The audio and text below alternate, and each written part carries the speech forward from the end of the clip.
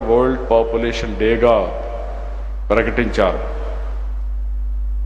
ఆ రోజు ముఖ్యమైన ఉద్దేశం జనాభా సమస్యని సవాళ్లను చర్చించడానికి, పరిష్కారాలు చూపడానికి, మన భవిష్యత్తు అందించడానికి ఐక్యరాజ్య సమితి ప్రపంచ జనాభా దినోత్సవాన్ని నిర్వహించారు.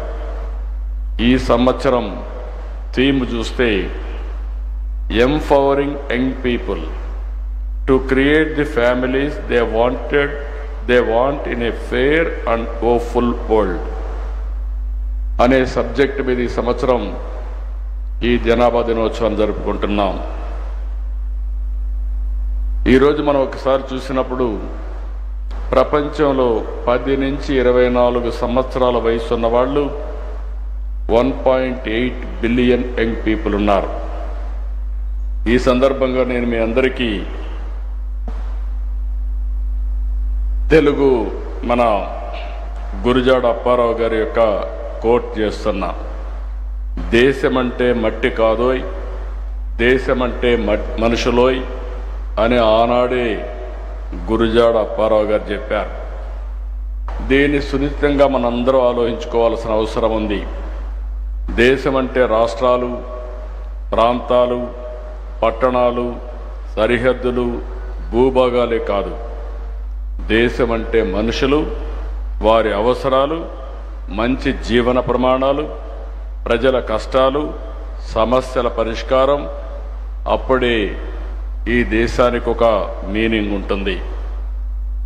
ఈరోజు ఈ సందర్భంగా మనం ఇక్కడ కూర్చున్న మనందరం ఒక ఆదర్శంగా ఆలోచించి ఎలాంటి కార్యక్రమాలు చేయాలనో గురుజాడ అప్పారావు గారు చెప్పిన స్ఫూర్తిని అర్థం చేసుకొని ఆ సమస్య ప్రకారం మనం ముందుకు పోవాల్సిన అవసరం ఉంది.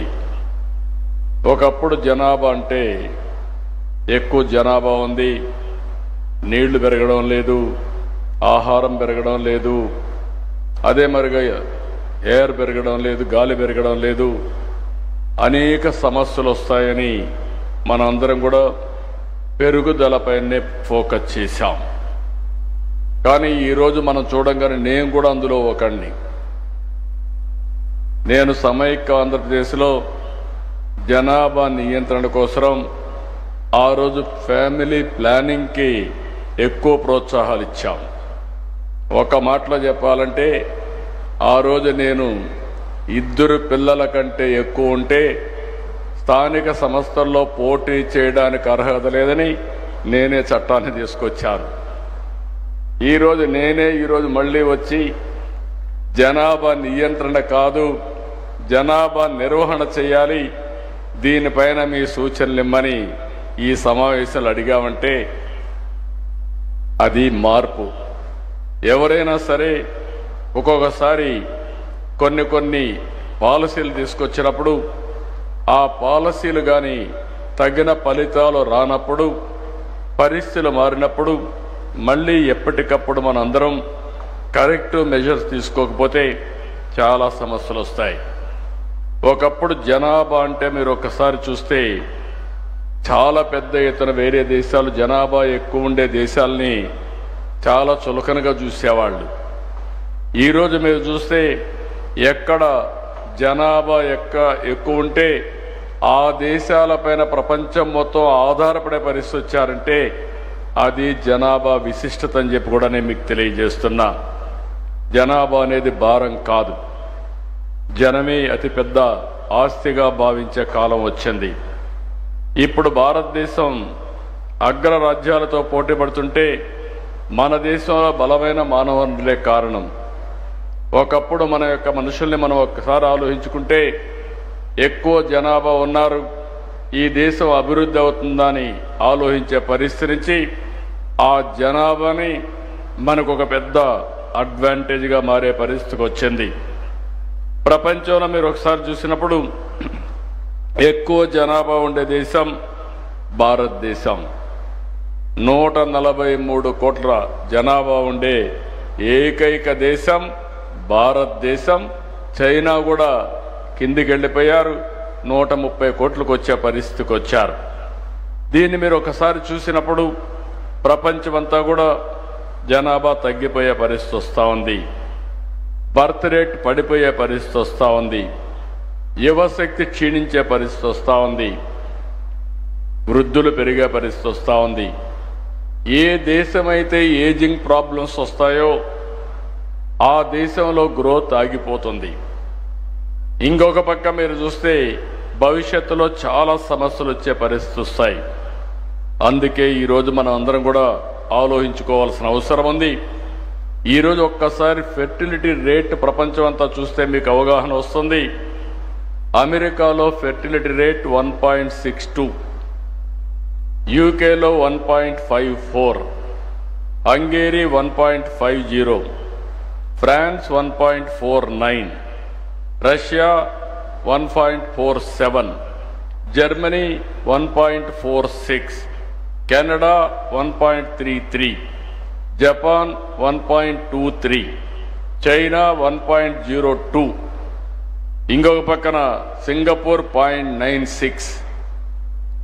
ఇవి చూసినప్పుడు మీకు అర్థమవుతుంది 2.1 ఉంటే స్టెబిలిటీ ఉంటుంది, జనాభా రీప్లేస్మెంట్ లెవెల్లో ఉంటుంది. 2.1 కంటే తక్కువ ఉంటే రోజు రోజుకు జనాభా తగ్గిపోయే పరిస్థితి వస్తుంది. ఒక సమయం అయ్యే కొందికి ఇది ఇంబ్యాలెన్స్ అవుతుంది. దీన్ని కరెక్ట్ చేయడానికి కూడా సాధ్యం కాదు. మన దేశానికి వస్తే ఒకసారి మీరు చూస్తే ఈరోజు జనాభా బీహార్ 3.0, మేఘాలయ 2.9, ఉత్తరప్రదేశ్ 2.4, జార్ఖండ్ 2.3, మణిపూర్ 2.2. ఇవన్నీ కూడా రీప్లేస్మెంట్ కంటే అబోవ్ ఉన్నాయి. అదే కిందికి వస్తే తమిళనాడు 1.8, తెలంగాణ 1.8, కేరళ 1.8, కర్ణాటక 1.7, ఆంధ్రప్రదేశ్ 1.7కు వచ్చాం. అంటే ఇప్పుడు మీరు చూసిన తర్వాత ఏ దేశాలైతే ఇబ్బందులు వస్తున్నాయో అవన్నీ కూడా మనం చూసాం. మన దేశంలో కూడా ఇప్పుడు కొన్ని అడ్వాంటేజెస్ వచ్చాయి, మనందరం గుర్తుపెట్టుకోవాలి. మొట్టమొదటిసారిగా ఆర్థిక సంస్కరణలు వచ్చింది 1991. అదే సమయంలో 1995లో టెక్నాలజీ రెవల్యూషన్ వస్తే ఫస్ట్ మోర్ అడ్వాంటేజ్ తీసుకున్న వాళ్ళం భారతీయులు, అందులో తెలుగు వాళ్ళు. దాన్ని నేను గర్వపడుతున్నా. 25 సంవత్సరాల కంటే ముందు మనం అవలంబించిన ఐటీ వల్ల ఈరోజు ప్రపంచంలోనే భారతీయులు నెంబర్ 1 అయితే అందులో అగ్రస్థానంలో ఉండేది తెలుగు జాతి అని ఈ సందర్భంగా మీ అందరికీ గుర్తు చేస్తున్నాను.